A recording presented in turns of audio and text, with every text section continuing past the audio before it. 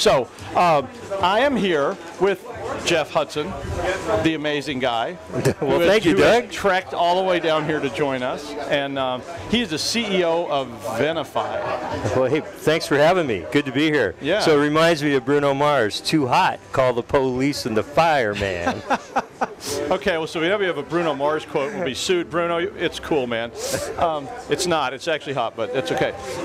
So we're going to talk to you a little bit about Venafi. I'm going to try to keep saying it right without getting my vowel issues and problems. I have bad vowels or something like that. Yeah. You know, it's all those Eastern European languages and things. So it's like, you betcha. Don't use them any more than necessary or whatever. What problems and challenges do you solve for consumers? I mean, what do you do? So let me give you a little context. So there's two actors on a network, people and machines. And people have to identify themselves to machines to get on the network. Yep. And then the machines have to talk to one another. They have to identify themselves as well. Okay. So make this whole thing work. We know that we know humans use usernames and passwords to do that, and machines don't. They use machine identities. So we know that the number of machines is going through the roof because that's what digital transformation is all about. Every machine needs an identity, otherwise you can't know if you trust it or not. And we spend about $8 billion a year protecting usernames and passwords as a society, and we're just starting to understand and get started to protect the machine identities. Okay.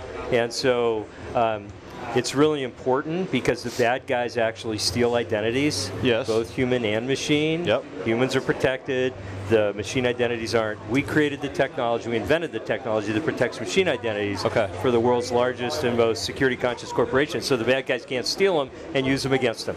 That's the problem we solve. So yeah, because I was just the other day, I was at a DHS briefing, and they were talking about this attack on the energy industry, and they had this huge report, and I read the whole report because I was trying to gel it down for all of you that watch my show, and one of the things that was used in that was just the fact that we trust machines, and the machines trust each other, and so they actually compromised people using phishing attacks. But once they had compromised these very low-end people, those people's machines were compromised, and those machines were trusted by higher-level machines, and they got all the way to the server structure. So you can elevate, and you can pivot. So once you get through a person, it's pretty easy. Machine identities aren't protected. You can then use those machine identities to pivot and to move laterally and to exfiltrate data. So yeah, it's a real weak spot in our security posture, and we got to take care of it, because it used to be you have a perimeter, and you say, well, everything in the perimeter I trust. And I never said that. Well, I know, but a lot of people did. like the people that made firewalls. Paranoid cynics don't trust everybody. So, but we guard it at the gates, right? We guard at the perimeter. The perimeter's gone. It's in the cloud. It's in multiple clouds. It's in IoT. It's on mobile devices. And so, what do you do? Because you can't say, well, it's in the perimeter. You got to say, oh, I recognize that thing. I gave it an identity. I trust the identity, so I'll trust that thing. Okay, make sense? And I like that idea, because, like I said, I saw that attack, and I was thinking about Kerberos and some of the things that those kind of products a long time ago were trying to solve. Right. And I think those problems are far more prevalent today than they were even, just a few years ago, because hackers have learned how to deal with it. The number of machines has gone through the roof. The number of machines has gone up, and the amount of trust we allow those machines to have has gone up as well. Exactly. I mean, I'm sitting there looking at just my network at home, and I'm going, wow, I trust my printer, and I trust my daughter's machine, and oh, look, what is this? Thermostat. Where did this thing come from? Right. And I'm like, oh, and it was my daughter's friend had brought an IoT device into our house, and it was trying to connect. It actually didn't, but it was trying to connect to our network. And yeah, thermostats and doorbells, and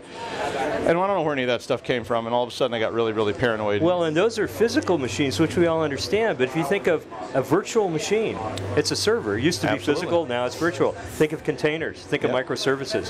Think of APIs. If you connect to an API, how do you know it's a trustworthy API? What's it doing to you, right? And we're just oblivious to it because we've always thought somebody's taking care of that. And it's convenience going beyond security. So it means you don't get your bag searched at the door, and it's a lot quicker to get into the show. Exactly. And that's the problem, because we want to trust all these machines. Yeah. I don't want to have to use 3-factor authentication and biometric every time I want to print a page on my printer. Well, exactly. And the thing about machines is to protect them, because they work at machine speed. Yeah. Much, much faster than humans can work. Right. So humans can't protect machine identities. Machines have to protect them. By the time something on the screen turns from green to red, the human recognizes and does something, the game's over. So a big part of what we do is not only provide visibility to where all these identities are and what they mean. The intelligence, do they conform to policy? Do they come from a trusted source? Do they know what they give access to? But then, how do we automate it all so that we can keep up with the bad guys? Because the thing is, the bad guys are now using machines to attack machines. Absolutely. So this is like really important, very not well understood. The category that's been created, and there's a Forrester white paper out on it, is called machine identity protection, which is, and it's critical to the success of a trusted world, cyber world that we're creating right now. And that was a Forrester paper that. Right. Yeah. So you might want to read that. You might want to check out that DHS report too, because that's just tied right into this. Every bit of that was related to this. So how does your product work? I mean, what does it do? So I mentioned the three things it does. It surveils the networks, both the internet, every IP address, but also the networks that somebody would call their own. It finds out where all these identities are, and then it brings all that information back, and then we apply machine learning and intelligence to it to figure out, is it going to hurt you or help you? Is it a good identity, a bad identity? And then the full automation suite. So we're integrated with over 1,000 different applications. So from F5 to Blue Coat to all the different CAs to mainframes, et cetera. Because you think about all these machines that are out there, machine identities, you got to automate all that. You got to be able to connect up to it, find out where they are, and then do something about it. So a big part of what we do is we've created this technology ecosystem where everybody's integrating the Venafi platform to protect machine identities. Make sense? Yeah. I mean, but so if I want to use this to print at my house, I want to trust my printer. Can I do that? So our customers are like all the big banks. So 4 of the top 5 banks on all the continents, 5 of the top 5 U.S. airlines, all the big healthcare insurers, all the big retailers. And it turns out a lot of those guys actually protect a lot of your data. So you want them doing a good job. But everybody's got the problem. We have not consumerized it yet, although you could imagine at some point in the future something that for somebody like you that's got all these devices, a way to understand where all these things are and take care of them. So right now we're just starting with the big guys because they understand the problem, and so you want to work with the people that sort of understand the problem. Don't want to spend a lot of time convincing consumers they got a problem yet. Well, yeah, I mean airlines are a good example of that because they have all these terminals sitting all over the place, all over the world. Well, you know the world's largest mobile device is it 787. Sabre. 787. Oh, yeah, it is. I mean, you look at that, and you look at all the different machine identities that are on that. You look at all the different Wi-Fi SSIDs on it. I mean, this is a major mobile device. It goes really fast, it's really big, and it's really important that we protect, obviously, the software that gets loaded on it and everything else. So what is the one thing, if you want to close the deal, so you're getting ready to sell me on it, tell me, what's that one thing? What's going to make it different than anything else? Well, so the alternatives today are pretty much homegrown systems. People have tried to solve this problem. So if you look throughout their organizations, they'll have somebody with spreadsheets, somebody with a little database. And as the world moves faster and faster, it just doesn't keep up. And so one of the real interesting diagnostics is when machines start to go down because these machine identities expire. Because they have expiration dates on them. And then they stop working. And you might have seen it when you go to a web page that says this certificate's expired. Absolutely. And you say proceed anyway because you're a really good security guy. Well, of course. Well, yeah, right. Of course I do. But I want to see that picture. But machines don't. They stop. No. And so sometimes it's really impossible to figure out, well, what happened? And so that's a diagnostic. Means lost track of where this stuff is. It's expiring. It's hurting. But that's not the big problem. The big problem is the bad guys will steal a machine identity and use it in an attack. And so here's an example. Machines' identities not only identify things, they allow two machines to set up a encrypted tunnel between them. You know, this is that SSL thing. So that you can move information back and forth and all the hops in between can't see what's going on. Well, the bad guys, if they compromise one of these things, they can hide malware that comes in and exfiltrate data. So you got to know, is this thing been compromised? Is it good or bad? So is that like a console thing that lets me know that then? So I'm sitting in some control center, or is it just expire and the machine what happens just is it feeds other things. So it figures out something's not right. It feeds a firewall, or it feeds something that takes action, or the Venafi platform talks to like an F5 device and says stop that. I see. And that just happens like that because and the thing about security is once you find out something goes wrong, how long does it take you to get back to a known good state? Yeah. I mean, that's really important. So instant action, and then get rid of the one that's not good anymore, and replace it with the one that's good. So how long, if I adopted this, so in my company X, how long would it take me to get this deployed across my entity? So what happens is there's many applications, and we will land on something that's a hot spot for somebody, and then we expand to others. So all those integrations we talked about, those represent machine types and all kinds of things, whether it's DevOps, whether it's inside the firewall, whether it's in cloud instances, and so we've integrated with everything to be able to do that. So nobody boils the whole ocean. You start small and then you just move across the organization. Okay. So how long has the product been around? I mean, as you said. So the company's been around 12 years, and I've just dedicated the last 8 years of my life to protecting, seriously, the machine identities of the world's largest corporations. And a lot of it's just been evangelical, getting people to understand the problem. Yeah. Now because of the rise of machines, now people are saying, yeah, machines actually are kind of becoming equivalent. Yeah, I've found that to be a much easier sales pitch lately. I mean, I'm not really a salesperson, but just talking to people about it. Well, I mean, I don't really sell anything. No, so, I know you don't. You sell ideas. Yeah, but talking to people in enterprise about things like that, they're starting, and this is C-level people, are starting to see that machines are talking to other machines, because of the cloud is one of the driving forces, because they say, our database is now not on site, it's stored at Amazon, it's stored on some server somewhere. Some of it's on site, some of it's in it. How do these things talk together? It's a virtual machine, yeah, and I get more questions like that from judges, I get questions like that from lawyers, asking me, can you just explain to me real quickly, like when the guy says it's not on site, what exactly did that mean? And I'm like, okay, yeah, let me, do you know about the cloud? You know what Amazon is? So put all your stuff at Amazon and sit at home and use it. And that's what's going on, because that really changed the equation, I think, in security in terms of both risk and also being able to explain it. But it's a huge threat. I mean, airlines and banks had this problem all along, because they've had stuff scattered. They're basically digital. They were decentralized digital entities they 50 had digitally years ago. Transformed a long time ago. But if you look at the rest of what we rely on to live our lives, digital transformation's happening everywhere. Right. And it's all built on machines. It's not built on people. That's what a lot of people that listen to this don't understand. Digital transformation is about machines. Yeah, and I think every time you see one of these break-ins, you're going to get calls. We get them a lot. I would think so. So who's your competition? I mean, who else is out there fighting with us? It's mostly homegrown systems. What happens is CISOs or people that sort of are in the know think that's been taken care of. They'll say, well, doesn't a certificate authority do that? No, not exactly. Yeah. Well, we have SSH keys. I say exactly, and here's 95% of them. You don't even know where they are, how long they've been there, and so it's like, geez, I thought somebody was taking care of that, or they've got taken care of it, but then we can prove really quickly that there's no control. There's a lot of misunderstanding about, and of course, CEOs in particular. I know you are one, but you seem like one that may be on the good side of this. A lot of CEOs I've talked to, they really want security to be a thing where they turn a key and everything is fine. A green light goes on and everything is fine forever and you never have to worry about it again. And we all know that that's not true.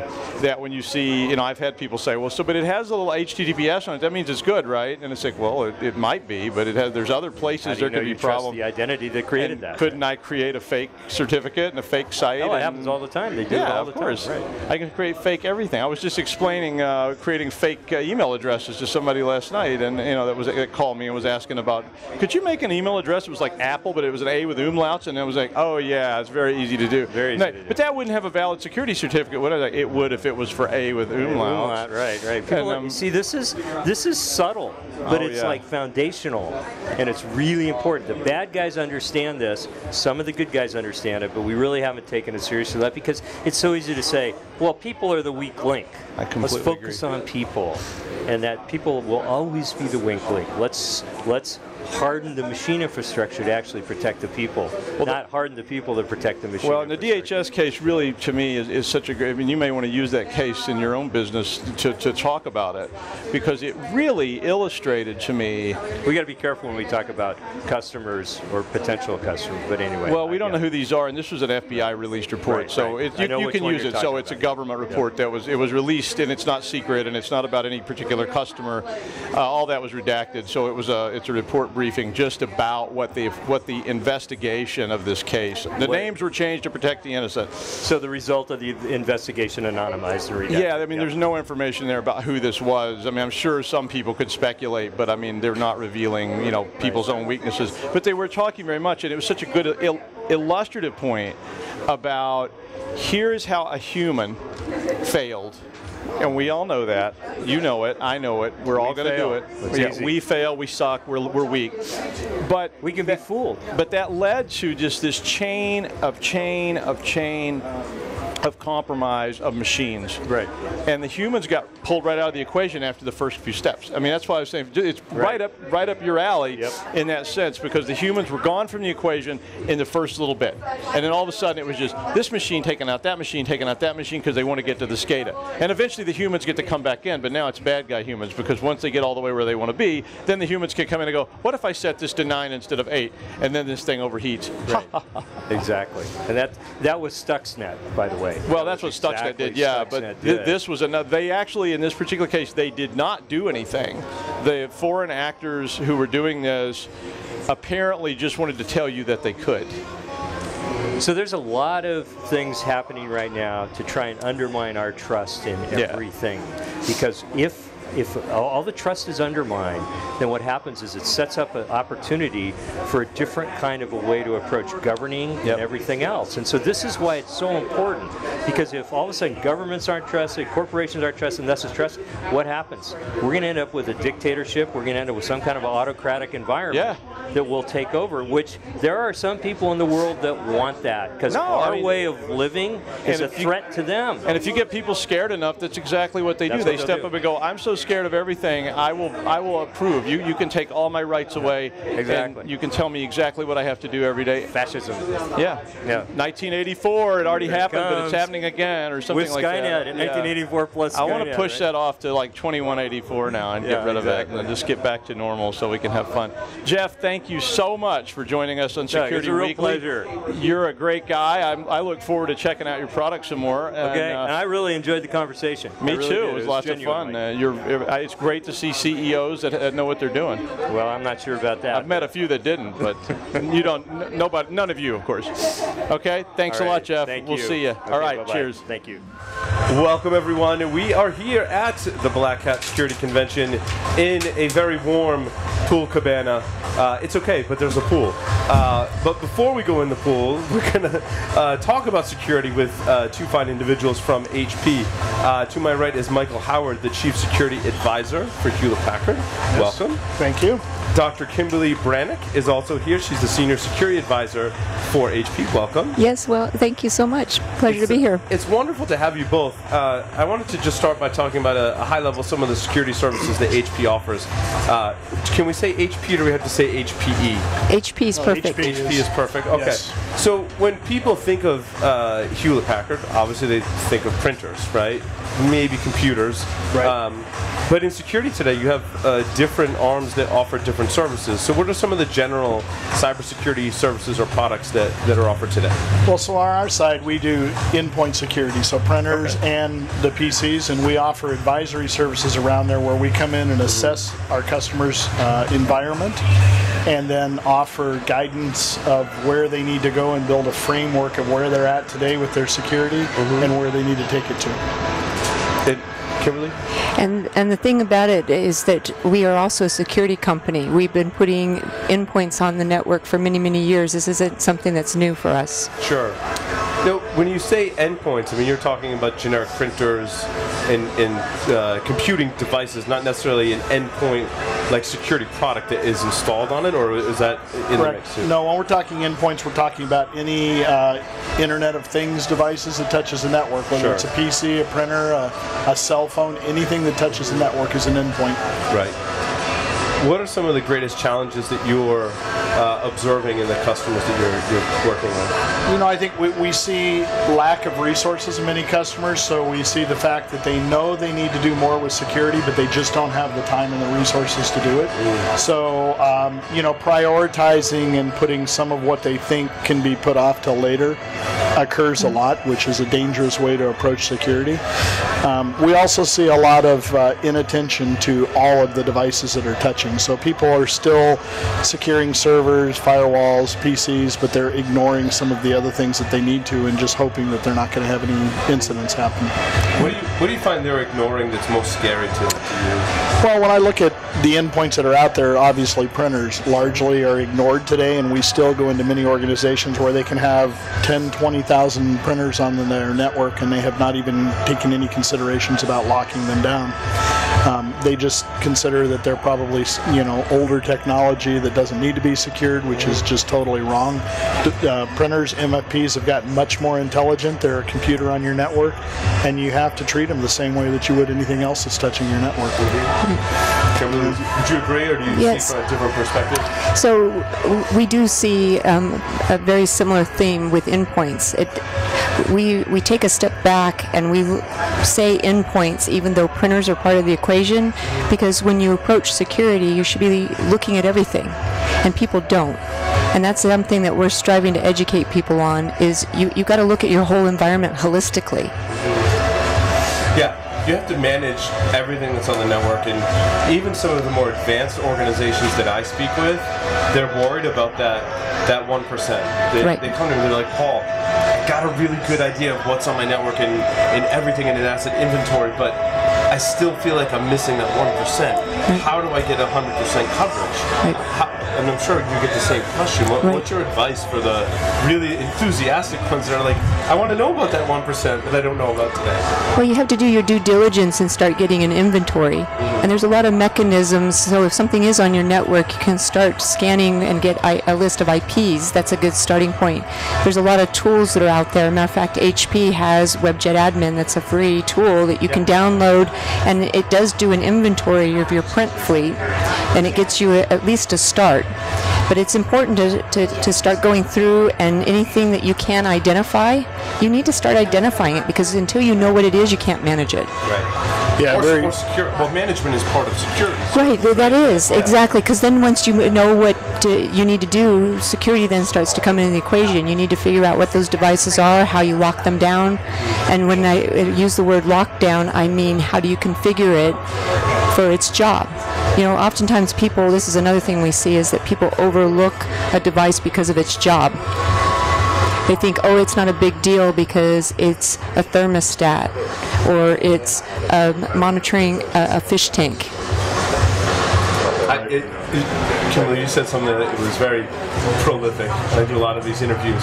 But configuring it for its job. Yes. And I feel like we get so many endpoints on our network that they have other services that they're not controlling access to users, they're not controlling access of who can administer them, and those are very different things. But the way you stated, configuring for its job means it acts as a thermostat. And only people who are authorized to control the thermostat should have access to the thermostat. Exactly. It's a really good way of looking at it. Yes. Yeah, I mean, and that's what you get. When you get control and you know what every device is, then it allows you to start setting rules and roles and really start determining how are you using this. Even in, if you look at a printer, does everybody need to fax? Does everybody need to copy? Does everybody need to scan? And you can't control that unless you have visibility to it and you're managing and you're monitoring it. And I think another big thing that we see in all the procurement of the Internet of Things devices is procurement is still in charge of many companies of what is bought, and every purchasing decision needs to be based on security today, so they really need to start getting the security teams involved and make sure that they understand what's going to be touching their networks and not let procurement just buy things to put out there. You hit on a topic we talked about on the show that I didn't have a really good answer, and I think you probably have a better answer than I do given your position.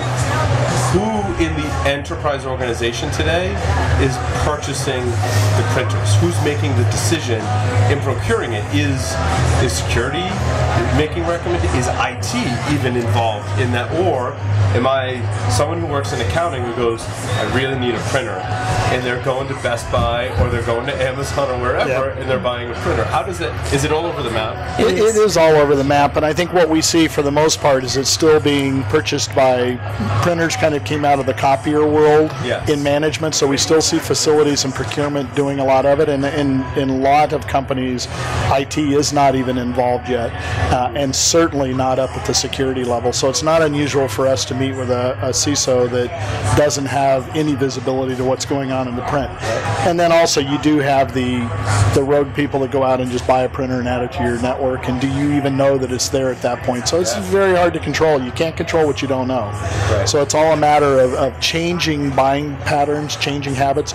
You wouldn't let your procurement necessarily buy all the laptops and PCs. Security is going to decide what you need to put on there. The same thing it needs to happen with printing. Well, and I also think setting process and guidelines about how devices are managed, right? And adhering so that if someone does go get a printer and put it on the network, like that's okay, as long as they're following the guidelines to say, well, IT has to manage it and make sure that it's up to date on all of its firmware, which is like basic 101, right? For securing the printer, and I'm sure you both agree that having the latest firmware is protecting that particular device. Well, Absolutely. Well, and it goes back to what that printer's job, though, is too. What data is getting stored on it, because that does happen. What data is getting printed off of it? Who has access to print? Because some organizations, such as entertainment companies that make movies, when they're creating a storybook, they're printing out things that is their IP. They're printing out the scripts. Yeah, they are. They're printing out the scripts. They're printing out the storybooks. And so the X-Files script was on red paper with black ink, so it couldn't be photocopied. Right. And they like distributed it. Exactly. Yeah. So you again, you have to be thinking about, what is that job that printer needs to be doing? Is it basic copying and printing, or is there checks? Exactly. I work for an organization, and they're like, there's a printer in the data center, and it prints everyone's paycheck. And I'm like, what? Yes, exactly. And again, you want to treat that like any other intelligent device. You want to configure it. You want to lock it down. You want to have authentication, so people that aren't authorized to print a check can't print a check.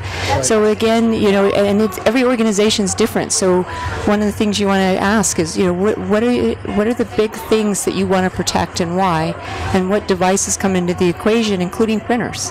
But what you're saying also, Kimberlee, is it's about the sensitivity of the data. Exactly. It's not just that there's a printer, but what kind of data is going through that printer. Exactly. And then applying security appropriately. Exactly. Because the public printer in your hotel chain that everyone uses to print their boarding passes doesn't need the same level of security as the same printer to print your checks. Exactly. Absolutely, and that's true throughout any organization, right? If you're doing a good assessment of what they need to do, you need to be assessing what do they need to do in the legal department, what's going on in finance department, what's going on the manufacturing floor. They're using those devices in different ways, and there's different proprietary information that needs to be protected. And so that helps you set the level of rules and roles that you want to roll out. So for those listening today that are like, well, I have a lot of printers, I've got a lot of maybe HP servers and endpoints, what are some of the tools available to them? And not just software tools, but resources that they can use, whether it's advisory services, you mentioned WebJet admin, what are some resources for our listeners? Yeah, I think, one of the things that's become very popular with the team that I run is being able to come in and assess and really give them a good visibility of what they're doing before you move forward. And that is using the tools like WebJet admin, using Security Manager to look at what are your current device configurations, right? So every multifunction printer has anywhere between 150 and 250 settings for their ports and protocols. How are you managing those? How are those set? Understanding all of that and then figuring out, number one, how do we secure the device? Once we've secured the device, then we can move on to how do we use the devices and what are security solutions on that? Authentication of the device, right? Do you really want somebody walking up to a device on your network that can do anything, any of the features and functions without actually knowing who's there? Right. So that gets into authentication. Then after authentication, then you start looking at workflow. What are we moving through? What's the proprietary data and how do we control that data? So it all starts with really doing an assessment and understanding to start with how do you secure the device and then how do you use that device as we've talked about. Kimberlee, resources for our listeners? Well, I'm right there with Michael. I think again, getting a good understanding of what's happening in your environment to have that baseline is really powerful, because once that's established, the other thing that we do is we provide a roadmap to help our clients improve. And that roadmap is broken over approximately a 12-month period of time. And it's really exciting when people who have historically overlooked things, such as their entire print fleet, to have a really low score on that baseline, but in a year to come back and see significant improvement. And one of the things that we are always saying as well is, just because you're in compliance with that doesn't mean you're secure. However, by applying all of those protocols and those control points, you are helping to improve your security posture, which is really exciting to see clients do. You could build on that from there. Exactly. You focused on the asset portion. If you don't know what you have, you can't build a security program. If you don't know who your users are and what they should have access to, how do you start building a security program that has solutions? Right. What problem are they solving? You don't know yet. Right. Absolutely. You don't know. And there's not a CISO in the world that likes having a blind spot. Yeah, exactly. And what we point out and what we see in almost every engagement that we do is there's numerous blind spots, and it really makes a CISO nervous when they realize that. So it's how do you close that down? Another thing is also choosing the devices, right? When you talk about somebody going out and buying one, they're buying a lower end consumer models a lot of times that they're bringing and introducing into your enterprise. Doesn't have the same security features built in. Yeah. So it's a matter of choosing the right features that you want in the device, malware protection through what we do with runtime intrusion, inspecting anomalous behavior of incoming and outgoing to make sure that if you see it, and then also integrating that in with your SIM tools so that your security operations center sees all that. Right. And most people are not doing that today. So again, huge blind spot and a hard way to manage your devices. You'll get a return on investment just by getting those under control, because it's just easier to manage and it's lower cost for your team to manage that. Yes. Michael and Kimberlee, thank you so much. Oh, thank for you. your Absolutely. You're very welcome. Yes, thank you for having us. Hello everyone, welcome. We're live at Black Hat USA 2018. We're at the Pool Cabana. It's a little warm in Vegas, as you can imagine.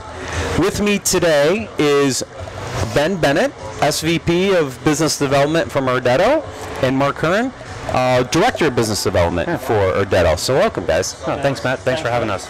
So I always like to start with kind of the vision problem statement around Irdeto. So let's start with kind of give everybody an understanding of the vision of why Irdeto was founded originally, and then we can get into the, kind of the business problem you're trying to solve. Yeah, sure. So Irdeto is NASPA's company. It's NASPA's is one of the largest investment entities on the planet. We have holdings in companies like Tencent. Irdeto is essentially a cybersecurity company, but we operate in 3 distinct industry segments today. We've been around about 50 years and focusing mostly on stopping piracy in the digital TV, media and entertainment space. About 3 or 4 years ago, we decided to take a lot of that experience in fighting some of the most notorious pirates on the planet and take it into other industries. So now we operate in industries such as connected transport, which is connected vehicles, connected trucks, and the attacks that are going there. And we also now operate in what we call connected spaces, which is sort of new industries that are actually connected via the internet. The IoT, the Internet of Things, which is a huge sort of big ecosystem play, but essentially we're looking at connected buildings, connected homes, industrial IoT, smart cities, and trying to sort of address some of the attacks that are going on and defend our customers. Got it. So are there the approach from a problem statement, is it really just trying to protect this kind of new IoT world? Is that really where the focus is? Kind of break down that problem for me a little bit. Okay, well the best way to describe this is just describing some examples and some use cases of what we do. So our core technology is something called cloakware. Think of cloaking your software or cloaking your data, protecting that key IP. So in the media and entertainment space, we started with digital TV, and basically we encrypt and decrypt digital TV signals. That's one use case of cloakware. Another one would be in the IoT services space. We just made an announcement recently with a Swedish company called Irdeto, and the idea there is the proliferation in home of new IoT services, or sort of think of it as new applications like home health, home security, local services, and we're protecting in that case the gateway, and then the applications that a consumer, you at home, can actually access to. Part of that offering is the company Irdeto will provide sensors, and then Irdeto will protect those apps, protect that gateway. So if your mother's at home, and my mother's 90, and you want to be able to monitor that, you can monitor normal activity in the home. If your mother doesn't make a cup of tea in the morning, you can monitor that abnormal activity. That abnormal activity could be her behavior, or it could be some activity that's hacking or someone breaking into the gateway. Got it. So there's a couple of use cases in media and entertainment. In the connected transport, we protect the applications, that the whole proliferation of new mobile apps, that car to app, such as unlocking your car door. Right. But then also doing much more than that. We have a product called Keystone, which is based on our cloakware technology, that actually allows you to provide credentials and extend policy. Like if I wanted to give my car to my son for a certain amount of time and then limit how far he goes and how fast he drives, I can do that now with. So I think, another simple way of looking at it is to think of getting rid of your wallet and your key fob and just having your mobile phone to do everything. Open your car, do things with your car, purchase stuff with your car. So I needed that solution when my daughter took my car up to Fort Collins. We all do. And then totaled it, by the way. It's pretty simple stuff, but when you have a connected vehicle, being able to protect not just the apps, but inside the vehicle. Right. So cloakware provides what we call deep layer security. So if it does get hacked, then we can provide certain levels of security, and I won't go into it here, but it basically causes the hacker enough effort to him to just warrant and move elsewhere. So are you embedded into the IoT devices themselves? Do you sit passively and monitor the IoT devices? Give me an idea. How does this kind of come together? Cool. So basically the beauty of the cloakware technology is that it's integrated right into the software itself that makes these devices so powerful. So that could be any type of device. It could be on the mobile app, what have you. Wherever there's software, there's going to be the ability for a hacker to reverse engineer it and try and find the secrets. And that's what we stop. So the beauty of this is that it could be a security requirement around the safety of something in a critical smart building application, as an example, or it could be a algorithm that is the crown jewels of a company. It had previously been in a protected hardware environment that was not connected. Now they're pulling it out onto a PC to have a digital twin, and that intellectual property is fully exposed and could be stolen, right? So the cloakware technology being so tightly integrated into the software makes it incredibly difficult for it to be separated and pulled out. They can't actually remove the security without actually killing the thing they're trying to steal. So is it source code, binaries? How does it? Yeah. Okay. A combination, all of the above. Yeah, that's right. Because basically, what we do is what we call a defense in depth, right? And the cloakware technology itself has been around for about 20 years.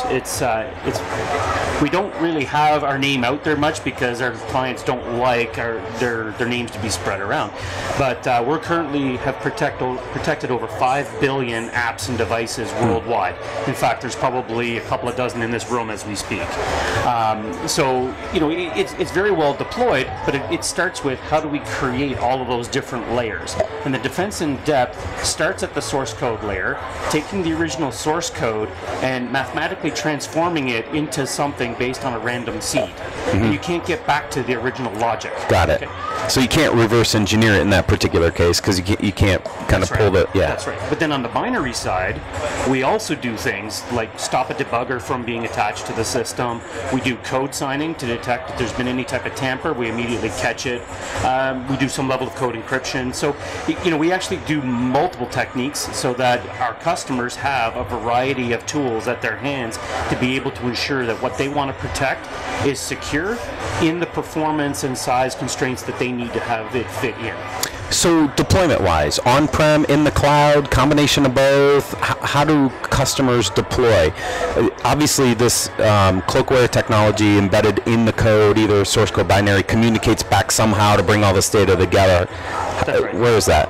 So I mean, in theory, you could go wherever there's software written. But I think where the real sweet spot for us is out on that edge of the networks, where the devices maybe are more likely to get into the hands of the hackers and so on. There's a lot of fantastic cloud security solutions out there already today, and so we don't need to get into that. We actually have a really strong area that we provide a lot of value, and it's out on those edge devices, the gateways, where you want to be able to trust that the data that's coming up is in fact what you expect it to be. Now that said, the technology can sit there in a mode where it's fully protected without any connection, but if it does have connectivity, there's ways in which data can be fed up into an analytics engine, and that provides some type of preview into potential hacking attempps. And we have some partners in a couple of IoT platform vendors where we are providing that data up to them, and it gives a more robust solution to their side. Plus, we get to have the security on the devices. Got it. So by being in the software, I'm hoping, as we think about the future of technology, as we move to containerization, we move to serverless, we move to all these environments, you're kind of moving with wherever the app's going, you're there. You don't have those kind of underlying interdependencies that some of these other approaches might. Yeah, well, I think one of the key assets of cloakware is the renewability. So if you've got a connected device, something's not always connected. So we provide, just think of a device being shipped, I'm not going to name countries, but there's a lot of trend where companies want to ship their product to countries and they need to protect their secret source, their IP. So cloakware will be able to provide, there's no such thing as perfect security, but a level of encryption, a level of protection that makes that difficult. And we're seeing actually that trend more and more, where I come from Silicon Valley, and a lot of the startups, they literally survive on their secret source, their software, and they don't want that. They certainly don't want it in source code form, but even in binary form, it's still relatively straightforward to reverse engineer. Yeah, right. So there's a trend for a lot of big companies, and now even the startups, to start protecting, and that's what cloakware can do. It can give them that, even if it's not connected, it makes the hacker's life difficult, even if they have the device in their hand. And our goal is to, pretty much on behalf of our clients, to say, can you move on to something a little bit softer? But this target's a little bit too difficult for us to have. Got it. I think this next question's for him. Customer, they make an investment, they buy Irdeto. What's that value proposition back to them? What value do they gain by leveraging cloakware and your solutions to kind of protect those applications? Well, in the digital TV media space, there's a lot of compliance where certain encryption standards is mandated, so we play to that. In the IoT space, it's still relatively early days. I mean, to be fair to a lot of the IoT device and application vendors, they're just trying to make money out of this. The safety critical aspect is going to be important, but we are seeing some customers deploying IoT are savvy enough to design it in from the start. Most are, and it's just because they need to monetize. I mean, I always give the example of the farmer in California who now has connected sensors for soil, and he collects data, and then he can get funding from the local Californian government if that soil is too dry. Well, that data is valuable for him, why would a hacker really go in and start hacking? So there's one example where, maybe security, the data security is not that important. But move it into a health environment, a defense environment, an energy environment, or a banking environment where some of our technology like white box encryption, where you want another level of security that has a small overhead, and that's key to the overall CPU performance, because you don't want a big overhead, then that becomes sort of apparent, where safety, regulatory issues, mission critical issues, or just sort of protecting money, protecting people's data assets. It could be protection of money, protection of intellectual property, which drives money at the end of the day, if you're right, because that IP is important to your business. Those are all those kind of value props for this. But that key thing of renewability is fundamental, because you cannot expect companies just to, they don't have the wherewithal. They've got to get these things out in the market and make money. Right. What we try to do is to give them the ability to renew. So if attack happens, we can renew our cloakware technology, and pretty much it causes that hacker a rethink, and then it just takes too much effort and time, so they move on. So that's probably an ability to kind of change the seeding algorithms and some other things to kind of throw them off. That's right. If they are trying to actively attack one of these pieces of code. That's right. And if you think about it, if you take an original piece of source code and all you simply do is change a seed and then get another piece of software out there, you've completely reset and washed away all of the work that the hackers put in, and now he's got to put more effort in before he can get profitable. So if you can actually increase his cost, decrease his profit, then that's the way in which you're going to remain as a relatively healthy business. Renewability is a capability that allows you to have a security strategy that's just constantly evolving and growing, and it means that you optimize how much, as a vendor, you're putting effort in on an ongoing basis. Right? You're not having to do a big, huge security release. It's a long-term solution that's constantly improving. So you design it in once, but because of this concept of renewability, it creates more work for the hacker to try to attack this common piece of software that's everywhere. So low on your side as a company, high on the hacker side, because all the techniques you used before all have to change. Raises the bar, and hopefully they go find something a little less secure. And there's there's another couple of points. One is we have something called diversity, where we can create diverse instances of cloakware, such that if one instant gets hacked, it doesn't mean your whole fleet of vehicles gets hacked. So it's quite complex, but I mean that's one area. And the other thing we should mention, we've just announced a new feature of cloakware, which is our ability to forensically mark software programs or libraries or anything that's firmware that's going out, and then the ability for that invisible mark to be detected if it gets reverse engineered or ripped, or if it ends up on a website in some far-flung place, we can actually detect. And again, back to that IP protection that I talked about. A lot of startups and even mature companies are saying, well, we want to protect, that's the heart of our company. And they want to take it to the point if a competitor rips their software or rips their IP, they want to be alerted. They have legal recourse, or even if it's a malicious hack or a monetized hack. We now have the ability to forensically track that software in the wild. That's great. Any other announcements you guys want to do while we got you live here? I think it's actually been a great conference for us. We mentioned the forensic mark, and we also talked about our new upcoming version 8 of this software that's been out and deployed for 15 years. Version 8 actually is going to greatly expand the different languages and devices that we can do, while also making it much easier for our customers to deploy. In a recent trial we had with a customer, they had a protected application out there and ready to deploy in less than 3 hours. Wow. So you know what? It's getting stronger, it's getting broader, and it's getting easier. That's great. So the last message, cloak it. Cloak it. Oh, is that it? That's the message? The vision, cloak it. You got it. All right. Well, thank you, Ben. Thanks, Matt. Thank you, Appreciate Mark. it. We had a great little discussion here with the Irdeto team. Hope everybody enjoys the rest of Black Hat. Over and out.